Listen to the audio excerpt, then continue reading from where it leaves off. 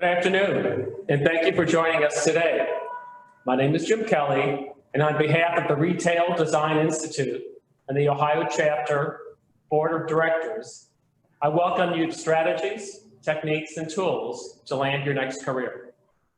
Our presenter this afternoon will be Donna, coming to us with over 25 years of executive HR experience in professional services, manufacturing, and hospitality industries. Donna has received numerous recognitions and achievements in her professional career.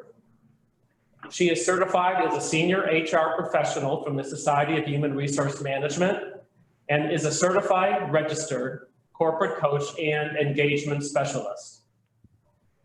It cannot be overstated how significantly our industry and our careers have been impacted by the coronavirus pandemic, including my own.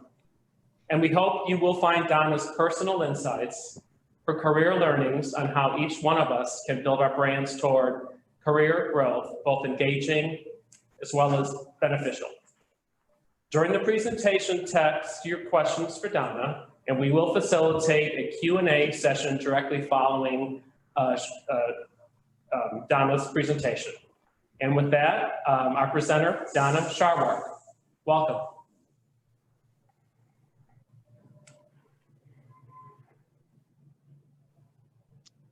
Thank you, Jim. Hopefully I'm sharing, my screen's popping up here. We can see you. Okay, great. Let me get this started here. So hello to my fellow job seekers. Thanks for sharing your most precious resource, your time, to sit through this presentation today. I really hope that you walk away with a little more knowledge than maybe you started out with, and get a little clarity around your direction, because everybody's in different stages of the job search process. So we're going to cover a lot of information today. So I'm hoping that you can get organized and get your assets together. We're really in a modern job search right now. And the key is being sustainable, because this process to find a new opportunity can take months. I personally have been on the job search for 5 months. That's how I've gained the information that I'm going to share. I have been fortunate. I have been made job offers. I just haven't found the right job yet. But I know that you can feel a little desperate at times, but whatever you do, do not lower your bar. You just need to clarify your direction and try to stay on task. So we're going to have a lot of information to cover. I'm going to get started here. I think we covered this already. But first of all, it's, what is this foundation for success? Really, the foundation is, starting with a solid strategy. You need to try to put together a playbook of some sort and try to execute it. And that's kind of what we're going to talk about today. It's really, like I said, a journey.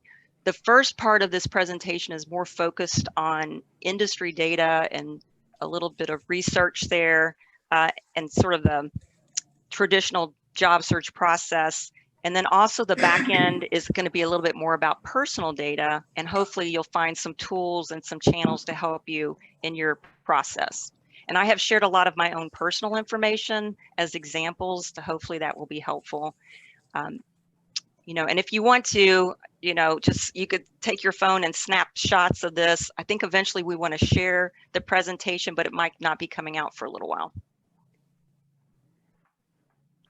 So to get started, it's basically the things we're going to cover is the economy, the job search platforms, research sites and books, a little bit about managing a marketing plan, your brand pitch, the resume, star stories, tracking your connections, and networking and informational interviews, which I'd like to spend a little more time on that.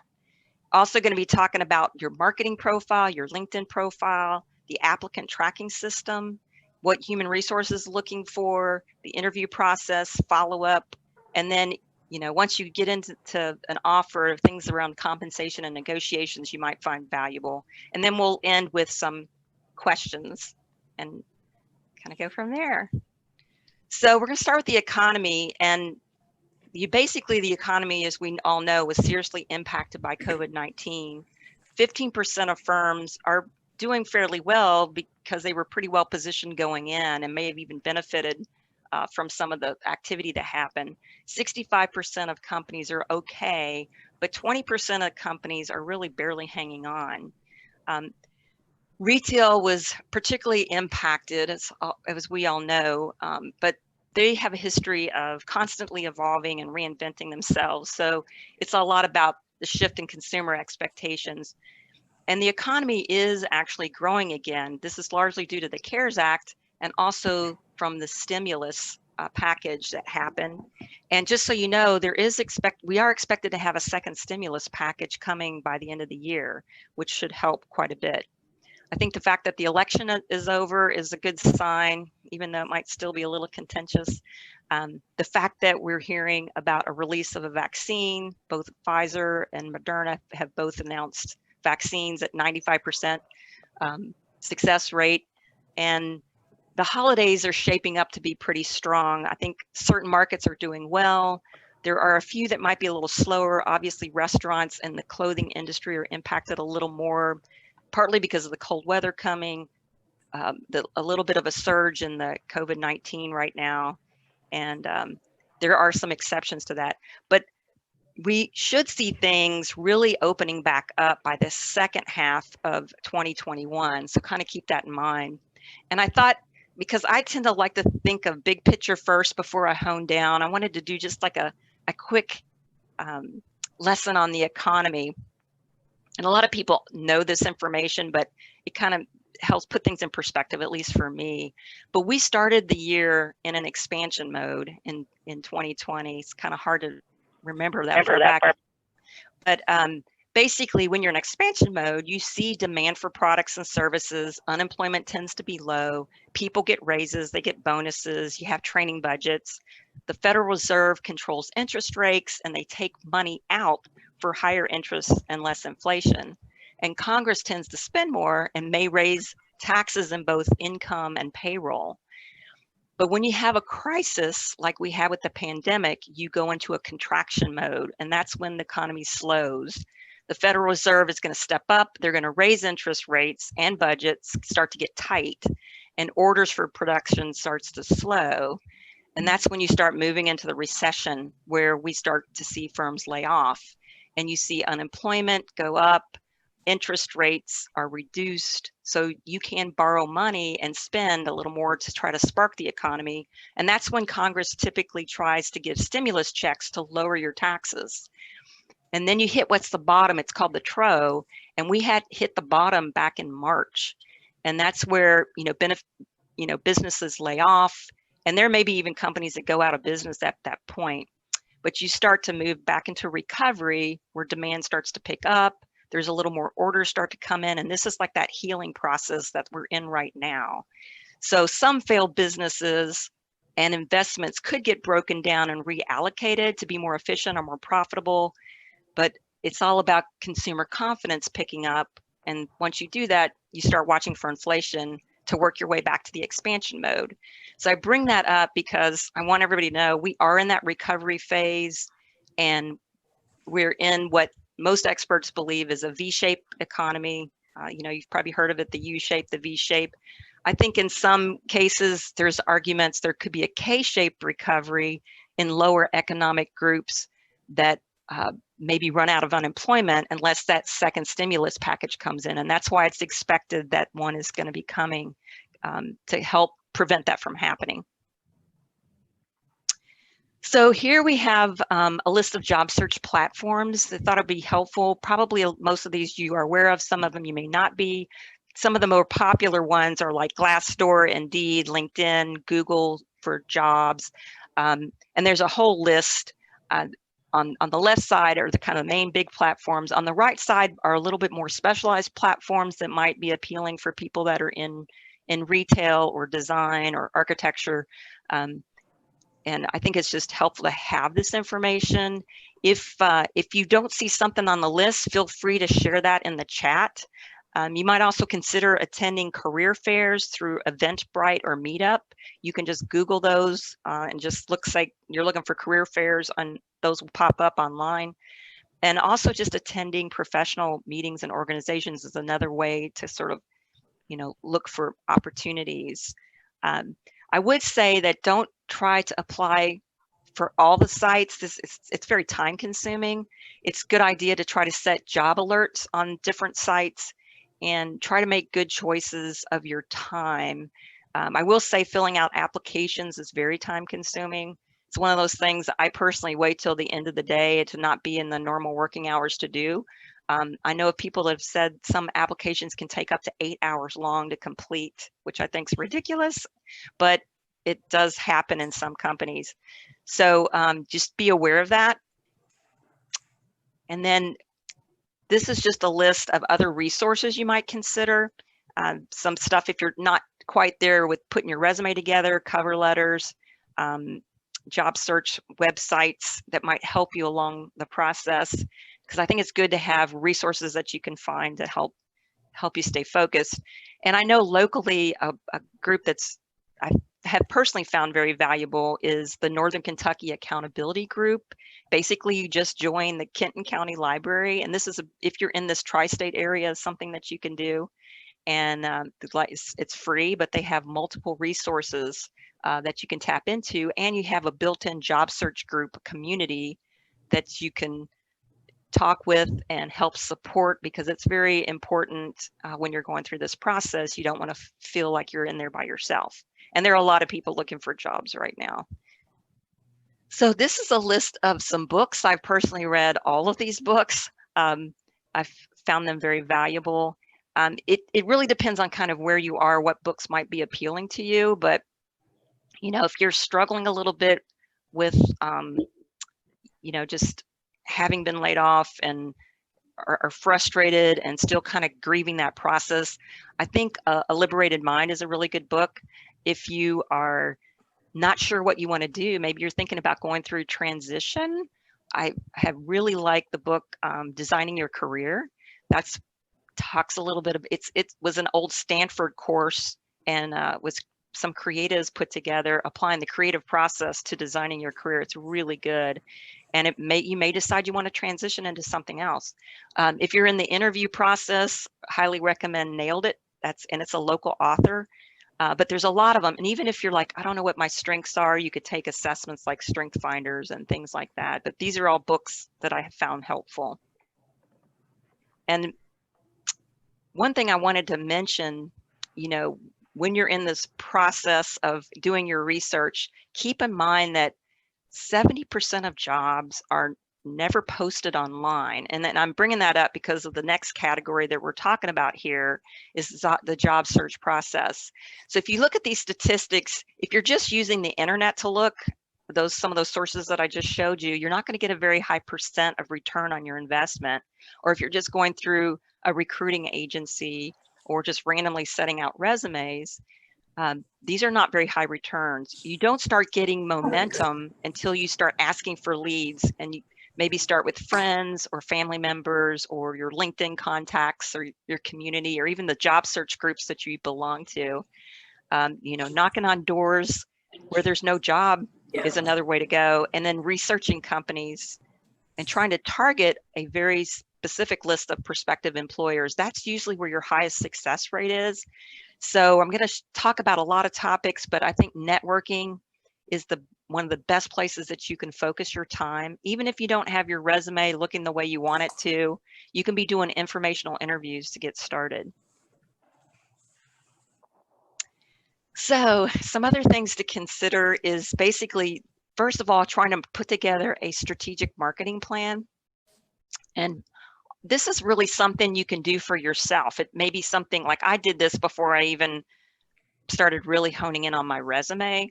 But you think about like what jobs you're interested in, know the titles of the jobs that you're interested in, what your value proposition is. Do I want to be more of a specialist or a generalist? Think about key competencies. Maybe it's your leadership skills, maybe it's your financial skills, project management, whatever those are. List your experiences, your years in the industry, your roles, and kind of target markets that you might be interested in. And you keep building it out. You look at geography, education, your certifications that you have, any kind of volunteer work, any kind of awards or accolades. And then you can try to make it visual. Now, you don't have to do this. I did this. So I'm giving you an example of what this kind of looks like.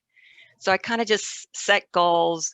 I thought about the different areas in human resources and listed skills that I felt fell in those categories. Then I worked on what are my real key skills that I need to hone in on, and I listed those out. I listed business results that I thought that I could capture in my experience under resumes. And I use things like strength finders and VI strengths to sort of figure out what those areas were. So I'm kind of like still in the big picture mode. And then I actually listed all my years of experience and what I did. And to be honest, I would not list all this on LinkedIn or on my resume because of my age. It's going to date me. So but for me, it was one of the things, what is the commonality in this search? And part of it was being in high growth organizations. And so that's something that I could target in my cover letters because all of my experience was growing companies. So then I looked at targeting sweet spots, maybe privately held, less than a billion, a compelling purpose, somebody that shares my values and wants to be an employer of choice. And then like what areas I would work in, listed my technologies, listed a target industry, and then continued to list out these different target industries. And you can take this information and keep honing that down, look up and research these companies, look at the CEOs, start doing your market research, and you can start targeting these companies because they may not have a job now, but they may be thinking of something, and this is a great place to start. So you go from there and then trying to work on what's called like a brand or elevator pitch. And basically what this is it's really, all about you, a commercial about you, kind of like what you're looking for, how you might benefit the organization. You kind of have to think of yourself like a product. This is really like a marketing and sales process. And, like your cover letter is like your marketing material, your resumes, like your sales literature that you leave behind. Everything you're doing is a selling process, and you're the product, and the person interviewing you is purchasing. So kind of keep that in mind as you're putting your tools together. So when you use like a brand pitch or elevator pitch, you would use it at like when you're interviewing, that awkward point when they're asking, tell me about yourself. This is a great way for you to open with your elevator pitch. Or just when you're networking with people, they're going to ask you to tell them about yourself, or career fairs. So it's something that you can, hone that in. You do it in about 80 to 90 words, no longer than 30 seconds. You try to practice. Then it's, try to smile and focus on your maybe a little bit about your education, the companies that you've worked for, your accomplishments, and you want them to have something to remember you by that sets you apart. So I hadn't created a couple of them. This one was for if I was applying for an HR job. I have a second one that I did if I was interested in doing more consulting work, because I am pursuing both of those at the same time. So I'll just for my consulting, it'd be like I'm a career and business strategy consultant, helping business leaders and professionals who need HR services and support that allows them to focus. One of my biggest passions is providing guidance to business professionals who want to learn key job search strategies, interview prep skills, and career transition approaches. And as a registered corporate coach and being certified in Myers-Briggs, DISC, employee engagement, I've spent many years coaching leaders, and I'm a SCORE volunteer, so I help individuals starting and growing new businesses. So that might be my pitch in a consulting role, to give you an example. So this next section is really about developing your resume. And the thing you need to keep in mind is your resume has 4 separate audiences. You've got your recruiter that's looking at you and trying to target you. You've got the applicant tracking system, which is trying to screen you out. You've got the human resource person that's usually about a 23 or 25-year-old who's screening your resume, and then you've got a hiring manager. So 4 audiences to consider as you put the resume together. And to be honest, you really need 2 different types of resumes, and we're going to talk about that. One that looks really nice and that's put together the way you want it to visually. You need a second one that can clear through the applicant tracking system, which I'll talk about in a minute. But again, think of your resume as advertising. You need to know your strengths, you know, whether you're good at leading teams or doing strategy, whatever those things are, you need to kind of reverse engineer your resume, look at positions that are posted that you think are interesting, study keywords, make sure those keywords are in your resume. That will help you, particularly with the applicant tracking system. It's about trying to get a match. And that means that you're going to be tweaking your resume all the time. If you're not comfortable with putting a resume together, again, we're in a modern search situation. It's changed a lot. It's changed in the last 3 months. You might want to consider getting a resume writer or go to ONET, which is a part of the Department of Labor, and they list out job descriptions so you can find keywords for the jobs you're looking for that you need to include in your resume. And don't forget to write a cover letter. Those are important to have too. It's another way to put in key search words, get to go a little bit more in depth and communicate your skills.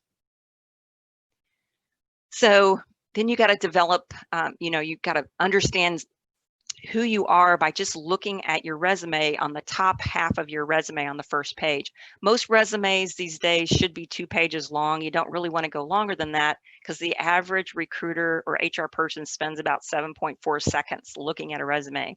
You can get hundreds of resumes for jobs. So they need to be able to sum everything up on that top half. They need to see what job you're interested in. They need to understand what your skills are. And that's where you need to spend most of your time. Professionals, as a professional, you probably don't really need anything beyond 15 years on your resume. And that really is true about LinkedIn as well.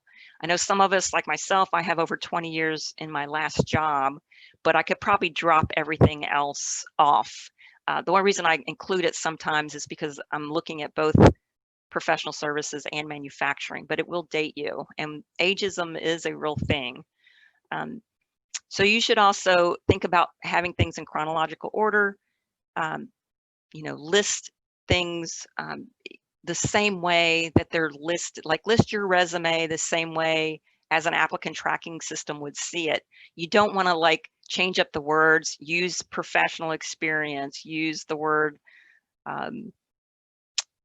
like awards, everything should be similar to all the resumes because an applicant tracking system won't be able to read something that's different and it might kick you out, or it doesn't see an education because you called it something else.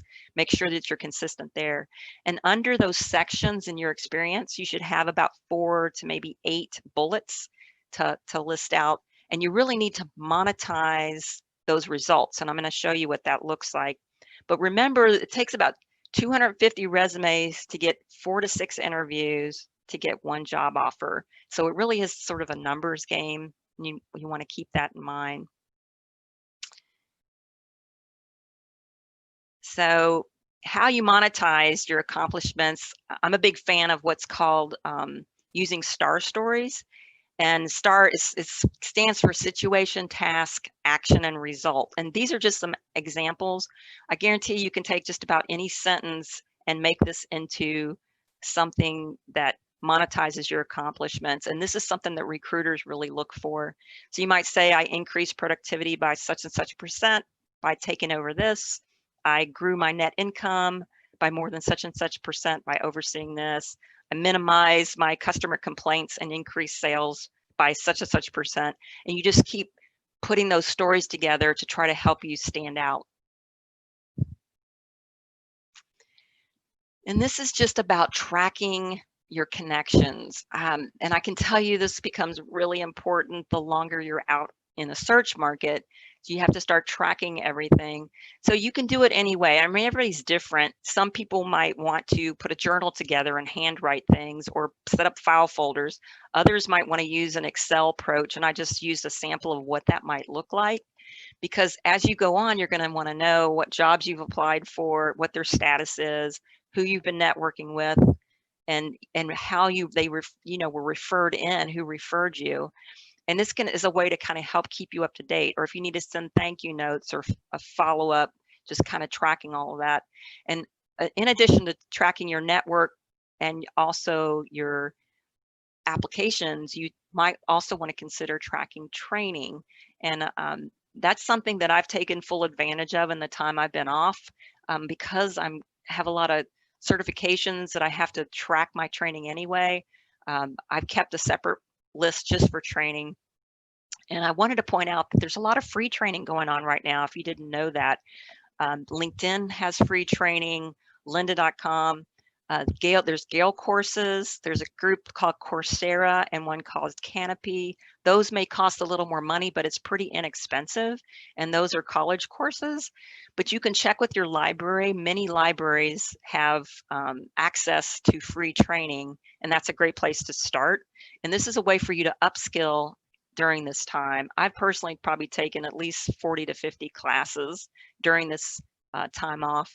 And I'm also looking into something that some of you may not be aware of, is something called the Workforce Innovation and Opportunity Act, which each state has money set aside to help people that are unemployed to gain certifications. And so if you might be interested in doing something like that, that's something you would want to look through the, or you can just Google WIOA and get more information about that. But they have courses like black belt training, project management training, Scrum or Agile training. I'm looking at courses like change management or even like diversity and inclusion. There's a lot of different things that are out there. You just need to kind of sort it out and look at those groups that are actually doing the training and go through their courses and match it up. There is an application process, but you can access as much as $7,500 depending on the state that you're in. I believe it's $6,500 in Ohio. It might be a little less in Kentucky, but there is money out there. And if you are unemployed, you are eligible after so many weeks of being unemployed. So it's something to keep in mind. I know I'm personally going to take advantage of that.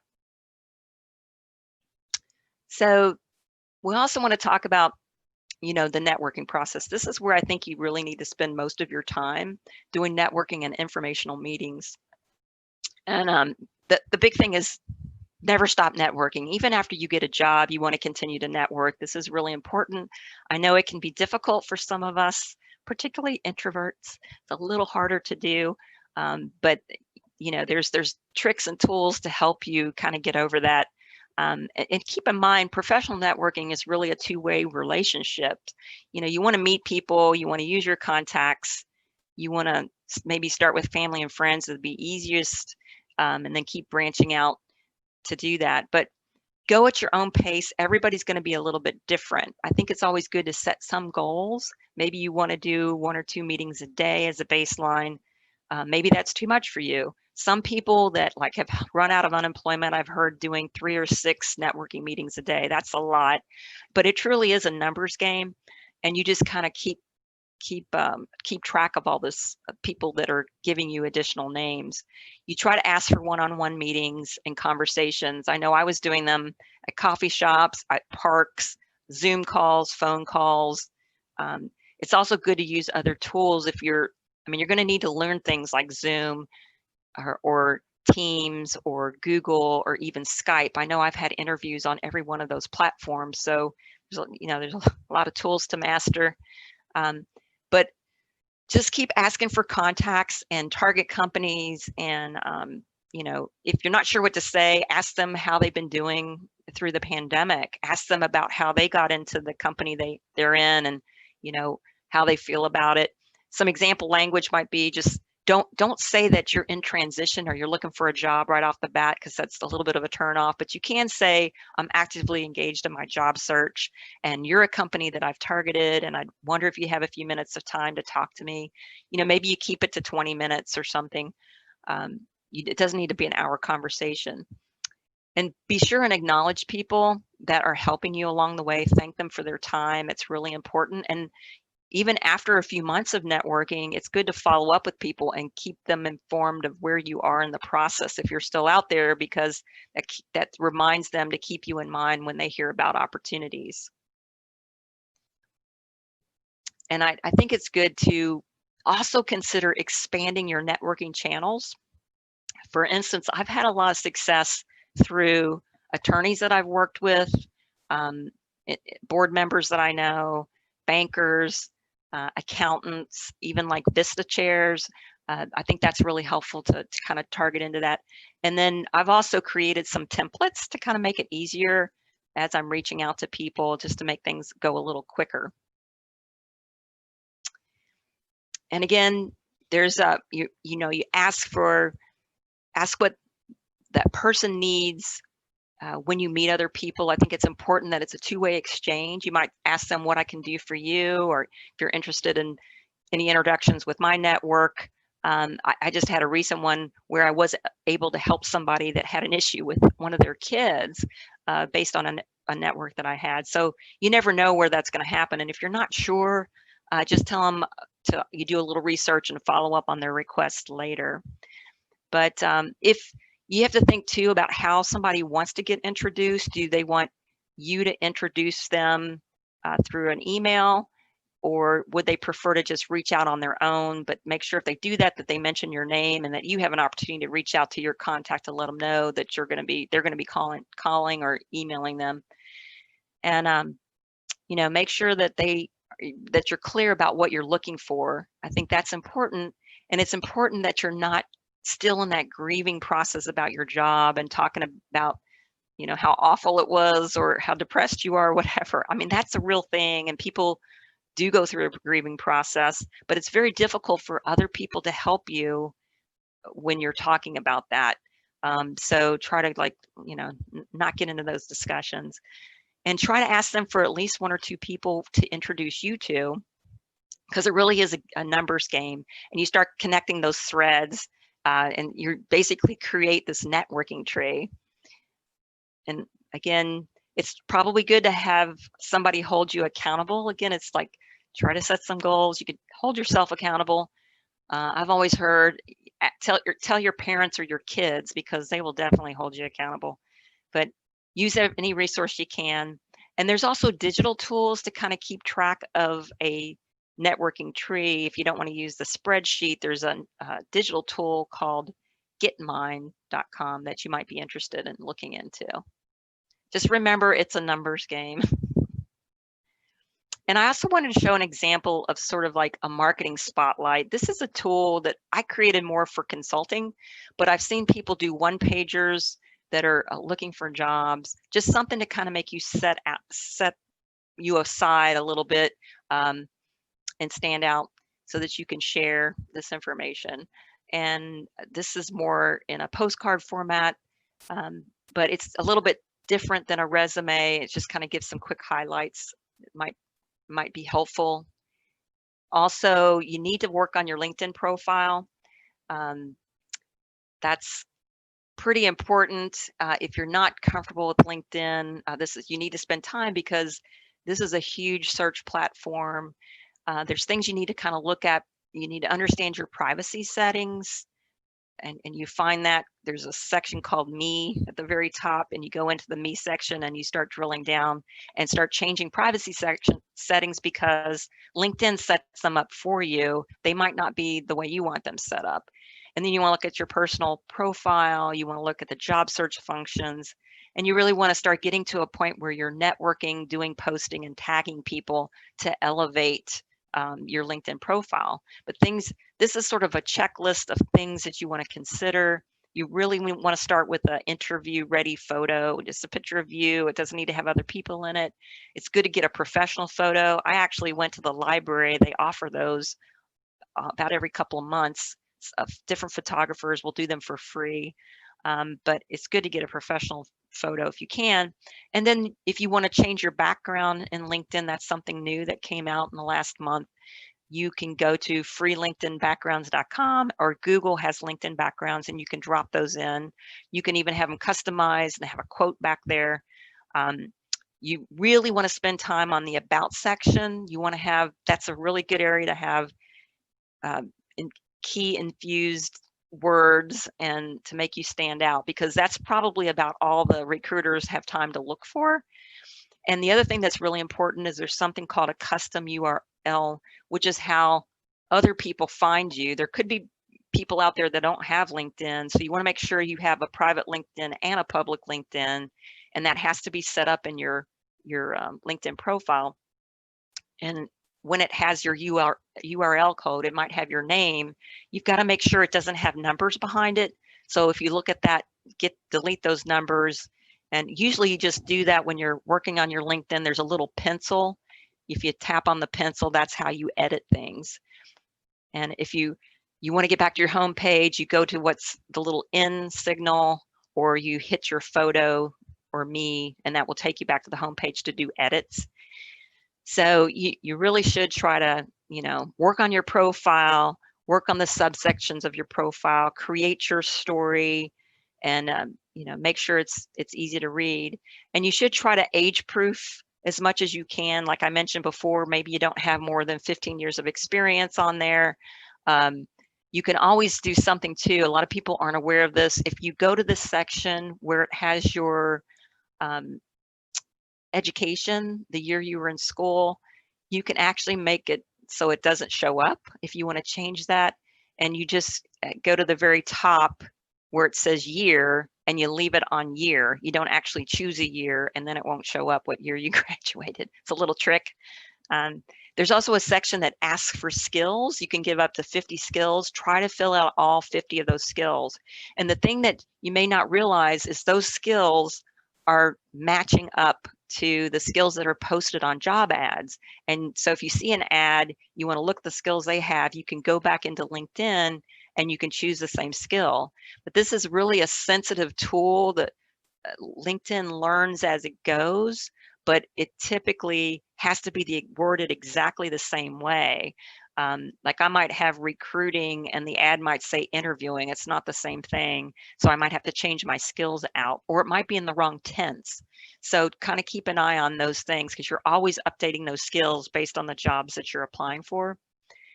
And you want to maximize all the data in there for your education, your credentials. Try to at least be a part of 2 LinkedIn groups. Try to get at least 3 recommendations listed on your profile. Fill out all those different sections, and any kind of volunteer work is helpful.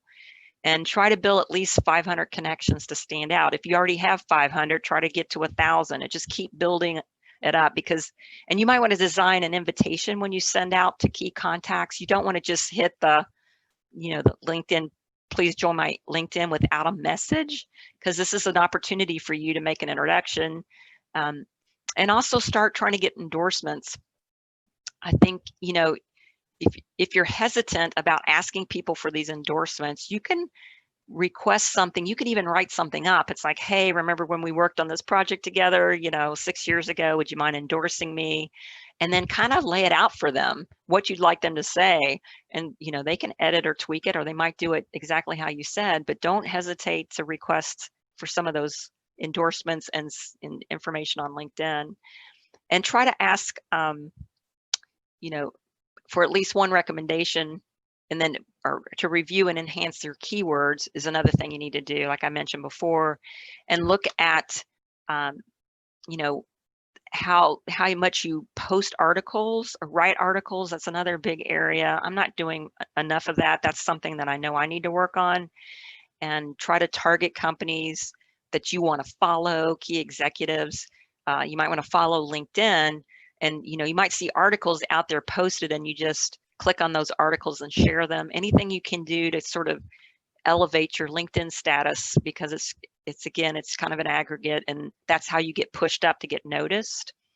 And if you have a hard to pronounce name like I do, you can use your mobile phone to pronounce your name on the audio feature. It looks like a little megaphone. So go in there and say your name and get that recorded, and that will help recruiters as well. And think about things like when you're typing out information, you want to consider typing it in Word first and pasting it in to try to make sure you correct any kind of misspellings. You also want to check your LinkedIn frequently. You know, you probably need to be checking it a couple times a day, because people, when you start networking, most of them are coming in through LinkedIn until you give them your email or your phone number. And again, you know, just try to, if you're interested, probably another thing that you can do once you feel comfortable with where your LinkedIn is consider upgrading to a premium package in LinkedIn. Now you get your first 30 days free, and the cost of that's $29.99, I think, a month. But if you don't, when they ask you, do you want to renew this? You can say, nope, not interested. They will actually drop that price down and give you a better price per month. So what I like about the premium LinkedIn, and I'm just getting ready to do that myself because I've been tweaking my LinkedIn for a while, but it gives you a lot of statistic behind the scenes. It tells you what percentage of a match you are to jobs out there, and you'll see who's hitting your profile, and you can reply back to them because you're going to see all that back end data. So you get a lot more information on the paid version. So I want to also talk about the applicant tracking system. I think this was an area a lot of people aren't really that familiar with. The fact that 83 to 98% of companies out there use an applicant tracking system. And there's like 300 different types of applicant tracking systems in the United States. And they use artificial intelligence, biometrics, different algorithms to try to match you. And they really are looking for an 80% match, which I can tell you is very difficult to get. And again, it's probably important to have things in present tense, especially your hard skills, to try to get those matches. But what a lot of people don't know, the reason you need 2 separate resumes is because a nicely put together resume is not likely to get through an applicant tracking system. The applicant tracking system, it doesn't like color, it doesn't like abbreviations, a header or footer or tables or macros. It likes a certain font, you know, like Arial or Calibri. You've got to really have a very special resume just for an applicant tracking system, or it kicks you out. So if you've been applying for jobs and you're like, gosh, nobody's even calling me, this is so weird, it's a good chance your resume's not even getting through to the next level. And so many people aren't even aware of this. And if you are trying to figure out that match, you might want to think about going to what's called JobScan. It's jobscan.co, it's CO, and you can get up to free screenings of your resume against a job description that's posted. And if you're like the first time you run it through, you're only at a 40% match, you can go and tweak the different keywords and screen it through again to keep trying to raise that percentage in a position that you're really interested in. It's worth your time. And something else you may not realize is the ATS is not a big fan of a Mac. So that's another place it can get hung up when you're trying to get those things through. So just be aware. So this is just about kind of what is HR looking for, you know, and, you know, what are some of the reasons that maybe you wouldn't get a job when HR is screening? It would be you're looking like you're overqualified, which I have personally heard that a few times. You're underqualified for a job. Maybe you're focusing on too many positions. You've applied for more than one position in a company. Your resume looks sloppy. You can't really explain why you were let go, which that shouldn't be a situation right now with COVID. But HR wants to know that you've done your homework, that you've researched the company, reviewed the job descriptions, you can articulate why you're a good match for the job. They want to know you're a safe bet because basically they're trying to mitigate their own risk. So they want a good conversation. They want you to be stable, to be loyal, and to ask good questions. And that's what I would encourage you. Make sure when you go into an interview, you have at least 3 good, solid interview questions, and I would have them typed up, ready to go. So you look prepared, and make sure that you take interview notes. Even if you're doing this on Zoom, it's good to show that you're interested and you're curious, and that's a good way to do that. And I would recommend things like if you get an opportunity to try to do mock interviews, you can also practice with video interviews. There's things that are available on Google to do this. There's tools, I think, on Indeed where you can do this. A lot of your local libraries have opportunities where you can sign up for mock interviews. Another thing is there's actually places you can go, Google it online, where it says, how do I make myself look better in Zoom? You know, what kind of lighting should I use? Or you might even want to get a green screen behind you so that you can project something else in the background. Whatever works for you, but there's just great tools out there to consider. So how do you win in the interview process? The big thing is just share the truth about working with you, what that's like, you know, where there's a fit in the role. Try to be prepared and get ready to generate offers. I mean, that's where we're trying to take this thing. When you set up an interview, a good thing to try to do is to ask a recruiter or ask HR, like, what are the 3 most important things that you're looking for to be successful in this role, so that when you are in the interview process, you can make sure that you're demonstrating where you have done these things. So be prepared, do your research. Some things that you might consider if it's a company that's publicly traded is to look at like Morningstar or Bloomberg or MarketWatch. Study industry trends is helpful. Go on the website, especially under the About Us section. Look at their products, look at the service, look at the career site, you know, try to look at their vision and mission and values, you know, read the blogs, Twitter links, Instagram, whatever. You have to do your homework. If you don't have time to research, you should not do the interview. It's so important to be prepared. And think about, in this environment, you want to dress upscale, but you don't want to dress out of scale, particularly if you're on a Zoom call. And I think it's important to know that 65% of the interview process, and I think it's particularly right now in the environment we're in when we're doing all these on video, it's about your energy level, your communication style, your presentation style. So practice, that's so important. I think a lot of people don't realize that. Sometimes they're more focused on how you're acting on camera than they are on what you're saying. So, and another thing, if you want to set yourself apart, particularly in these higher level jobs, consider doing something that's called a validation process, where you've studied the company, you kind of know where their pain points are, and you might put some kind of a pitch together of how you're going to help solve some problems, again, to try to set you apart from everybody else.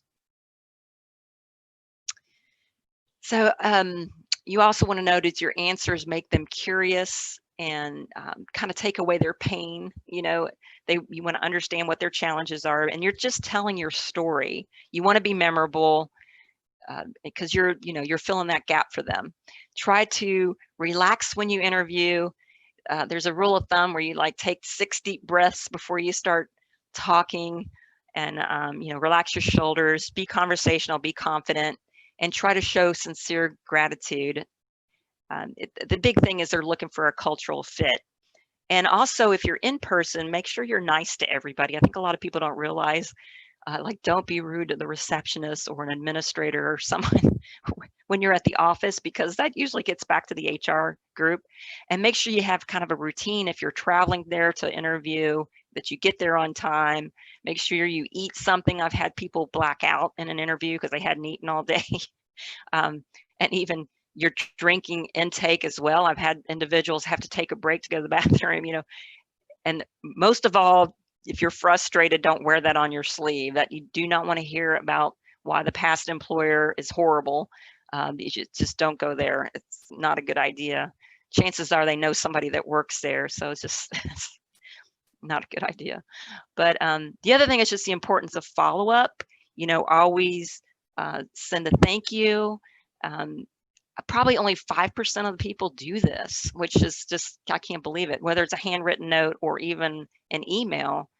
But it's a great way to remind somebody of what they liked best about you. It's a chance to reiterate, why you're a good fit.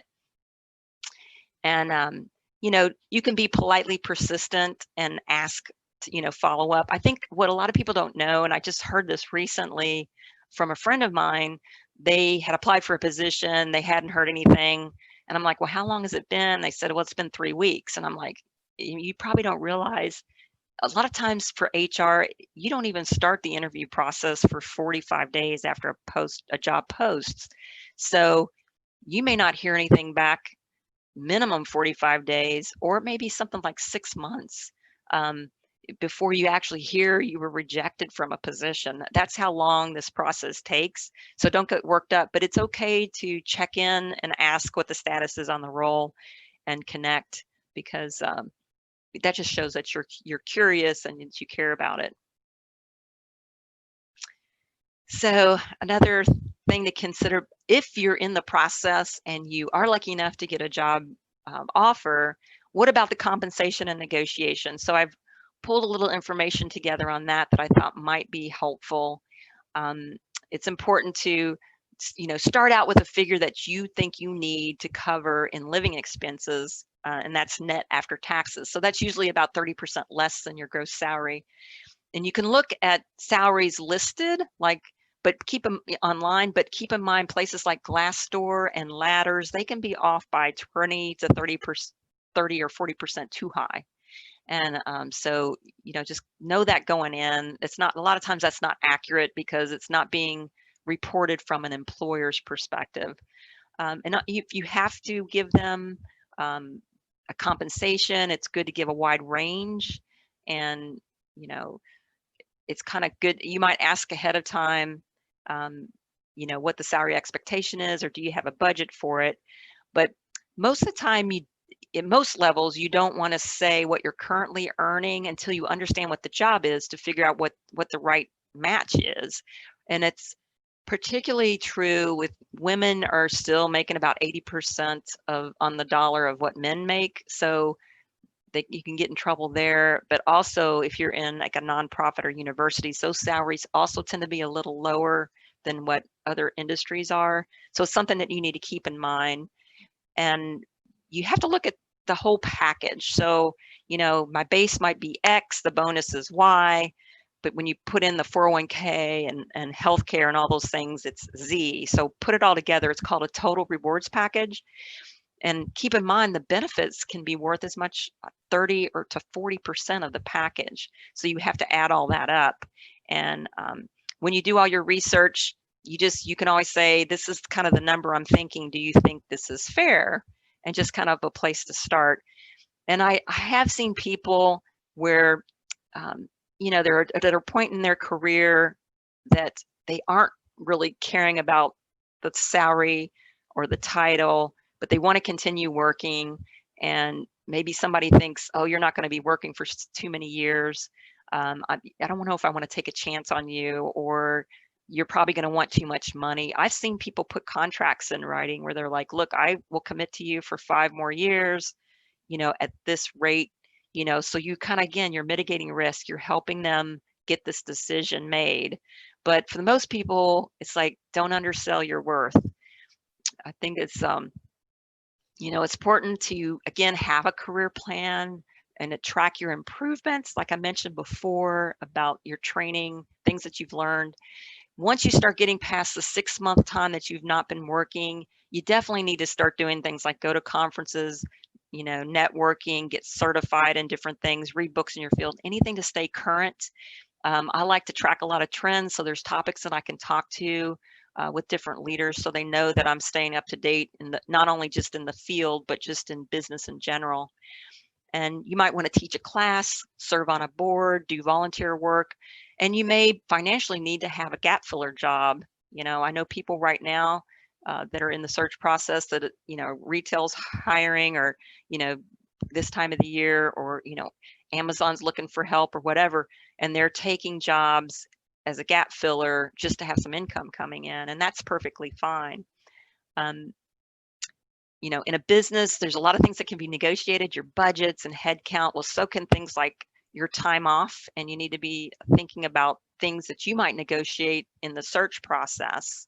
Now, I would say if you're in a senior role, the more senior roles, I think from a strategy standpoint, it's better to put your salary out there first. And that gives a better impression of, so they know kind of what you believe you're worth. And I know that could seem a little bit risky, but it kind of changes the positioning on negotiation. And there's two different types of negotiation. There's what's called fixed pie, where there's just X amount of money in the contract, and that's it. And then you also have what's called a win-win, where you can have sort of go back and forth to figure out what works. And you just need to know what your bottom line is, what you're willing to take, have an aspirational price as well, and then sort of know what that gap is. And you can check places like Google and LinkedIn, and there's certainly salary surveys out there to get some kind of idea. But you have to also think, where's the industry right now? Like, there's a lot of people in industry that are employed, they're actually still on 20% pay cuts. So the market may not be paying quite as much as it did, a year ago. So kind of keep that in mind. But you need to be confident and try to sell your skills. And also the big thing right now is selling your speed. Productivity is king, and that's what HR people and hiring managers are looking for. And make sure when you get ready to interview, you do things like make sure you get enough sleep. Make sure you're smiling when you're talking to people. You might want to do power poses. The 2 power poses that supposedly help people feel more confident. One's called the Superman pose with your hands on your hips, and the other one is your hands over your head like Rocky. And that's supposed to help you, get a little more confident. And remember, you can negotiate things like you can negotiate typically vacation hours, volunteer hours, going to conferences, things like that. But don't agree to anything until you agree to everything as a package. And then the last piece here is just, you got to keep moving forward. I know this is a lot of information. It probably feels a little bit overwhelming. And, you need to think about managing your time well. Try to network during key business hours. Try to apply for jobs and things during non-working hours. Keep in mind, we're in a pandemic. Companies realize this. Hiring managers know, and they are willing to hire people that have been impacted. And also just kind of be self-aware. This is a big change, and there's grieving stages that when you go through change, like anger, denial, acceptance. I mean, it's the same thing in this process.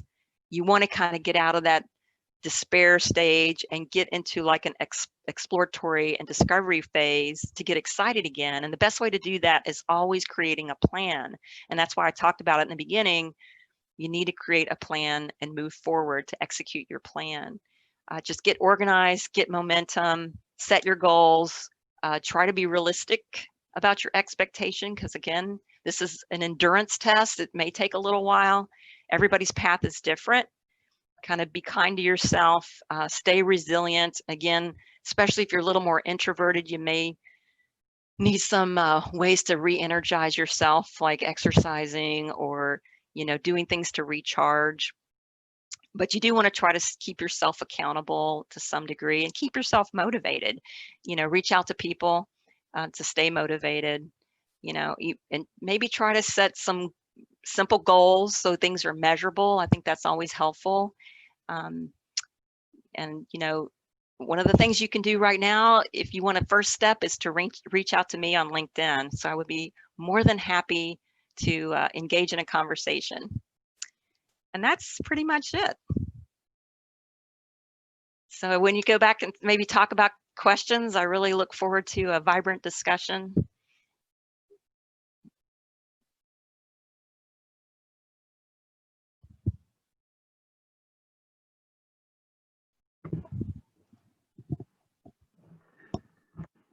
Donna, can you hear? Yes. Okay, great. So we do actually have a couple questions. Okay. So I'll just start. So the first one is from one of our, again, they're all from our audience. The first is, I was really burned out on my last job and not sure what I want to do or where to start. Do you have any other suggestions? Of course. That's a good question. As I mentioned in the beginning, setting your course to clarify your direction is really important. One thing that you can do basically is just ask yourself, what did I love about my last job? You think about the day-to-day tasks that you enjoy, and then next you would say, what did I loathe about the job? What kind of task would you really want to just delegate to somebody else?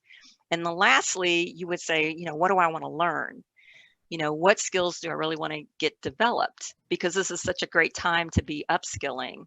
And you really want to kind of focus on the micro versus the macro. I tend to like to do big picture first, but when you're doing this exercise, you need to be a little bit more specific because you're trying to drill down into specific actions and tasks that you can take. Like I might say, oh, I really love people, I'm in HR, but that's not specific enough. So I might want to get more specific, like, but I really love coaching people or facilitating to people or interviewing people. And those are things that are a little more specific that I can rally around, particularly if I was transitioning into a new role. And another thing you can do to help you figure out more about yourself is there's exploratory tools out there. Some of them that I like Gallup Top 5 is a great tool. I'm particularly fond of Myers-Briggs. There's the DISC profile, there's Strength Finders, there's VI Strengths. There's a lot of tools out there that can help you also figure out, some areas that are your strengths. Cool. Another one here. Do you have any suggestions for digital tools to help keep track of your schedule to make it easier to network? Yes, there are 3 tools that I would recommend. One is called Calendly. It's like a calendar, CALANDLY.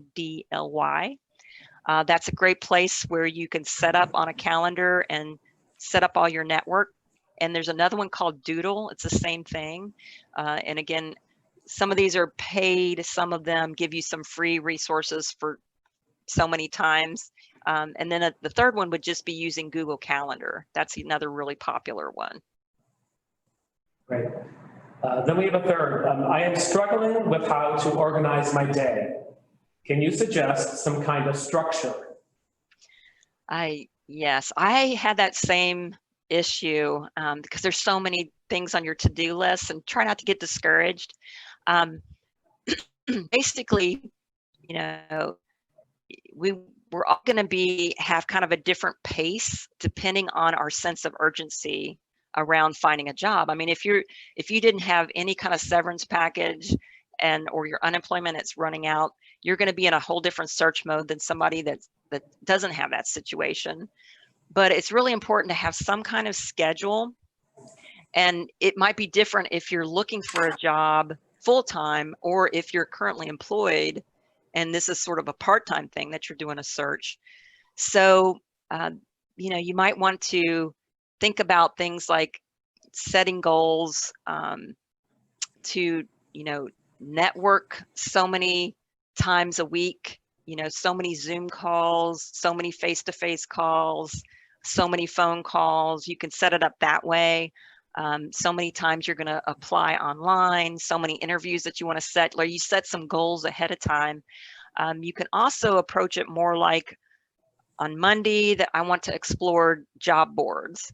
On Tuesday, I'm going to try to apply for at least 2 jobs. On Wednesday, I'm going to plan on networking and record everything on my spreadsheet and really try to foster my relationships. Maybe Thursday you keep networking, and then you also try to do some things on social media tools. And then Friday you spend all your time on applications. You can break it out like that. Now, if you're in a full-time job, you're probably going to be spending all your time either in the evening or on Saturdays and Sundays doing this process. But looking for a job is a full-time job, so you have to try to focus.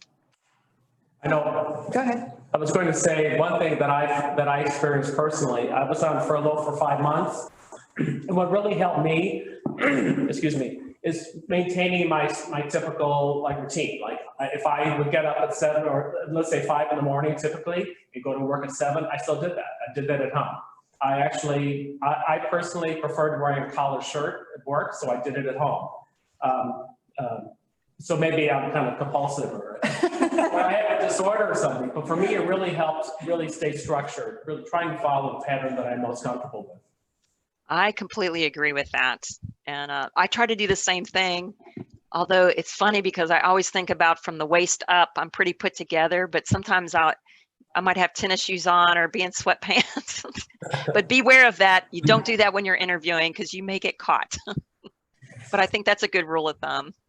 Donna, I have a question. You talked about ageism, and so if you set up everything so it doesn't give any kind of dates, doesn't that kind of make the recruiter or the HR person skeptical? Like, how do you do this well without it going against you? Yeah, I think that's a really good question because I struggled with that a little bit myself.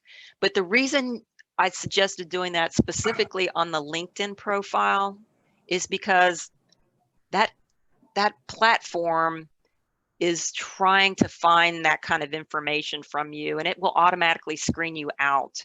So you've got to get through that hurdle first. So if you take that away, it's not something, that's going to be an obstacle for you. And that's why you want to do that. It's not that you're really, I think, ultimately you're going to be face to face with somebody and they're going to probably have some idea how, about your experience, but it's so competitive out there right now. It is, it's something that I've certainly been advised to do. And I've heard this repeated, with the tools that you use. It's best to not include that information because it's a current screening for all jobs. And in fact, sometimes it gets so specific.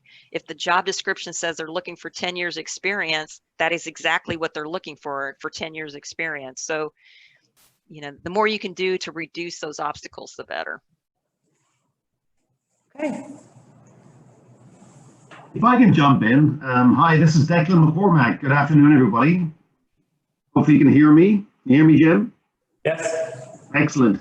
So first of all, Donna, thank you so much. You gave up your time today to share some of your learnings and insights, and really, really appreciate that. And also really, really like your thoughtful and compassionate and caring approach to a very difficult job finding process. And to all who joined in today, hopefully these insights from Donna will help you in your search. And it's people like Donna and others of her caliber out there that obviously have navigated this in the professional career, and hopefully again they'll make your search a little smoother. And again, in this very, very challenging time. So Donna, you were amazing, and I think you've given us all some ideas. So thanks for that, and great presentation. Oh, thank you. And one thing before I go, you mentioned networking, Donna, as a big, big thing, and it certainly is, and it's something that's really important when you're in the job search process. And I want to remind everybody on the phone that the Retail Design Institute is really a very good means of maintaining your network with your current colleagues, but also growing your network out there, and kind of getting more connected with some folks that are probably in a similar position to you, or maybe some folks who are actually looking to build their team. So if you're not aware, currently the Retail Design Institute, there's actually a freeze on fees until, I get it wrong, Chrissy, every time, but is it May 1, 2021, or is it May? It's May 1. May 1. So usually there's an annual fee to be a member, but so consider that as an opportunity to get more involved with the retail industry through access to the Retail Design Institute. No fees, just go to the website, sign up, and we'll make sure then you get all of our communications about chapter events and all that stuff. And it's the Ohio chapter is the second biggest chapter, in the international network. We're a very strong, a very vibrant network chapter, and we do quite a few things. And we have some big plans that we're working on for next year to really get us all back together again in some virtual or physical manner, but be on the watch out. But again, if you're not a member and you think you want to join, It's free of charge, and I think there are benefits in doing that. So so look us up and reach out if you have any questions about what the Retail Design Institute does. And again, thank you, Donna. Wonderful.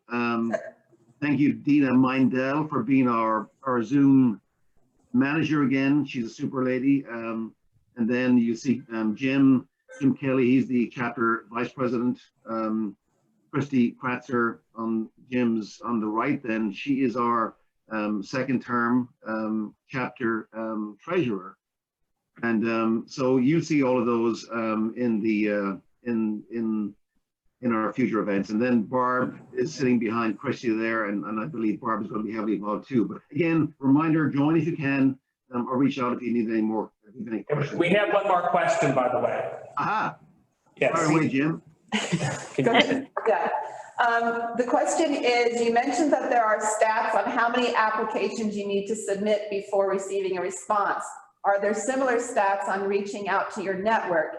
In my experience, not everyone will respond. So how do you manage expectations?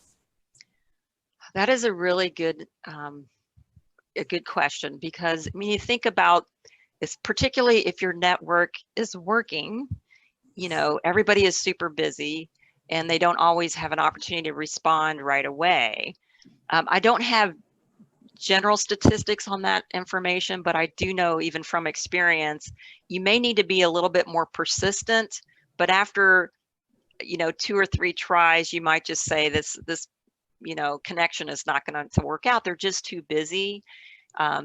Most people really want to help. Most people want to network with you, but you can also look at, you know, people that you're connected with on LinkedIn. There may be another resource in that same company that you can go through to get what you're looking for that you might want to try. So, you know, there's kind of ways to work around that, but I have heard other people have that same issue, that some people are just not responding. That's one reason, though, I really value going through this process with the job search network, because I've made so many new connections and they all have big networks, and we've really been working together to help each other. So I'd highly recommend that. And if you do have any questions like that or anything you want to talk about offline, don't hesitate to contact me. I'd be happy to chat. Thank you, Donna. Well, thank you, Donna. Thank you very much for a great presentation. Thank you for your time. We Sure. finished a little earlier than we thought, so that's okay. Okay. Thanks, everyone, for joining. Yes. Thank you. Thanks Be so safe. much. Appreciate being invited. Take care. Have a good day. Bye. Bye-bye.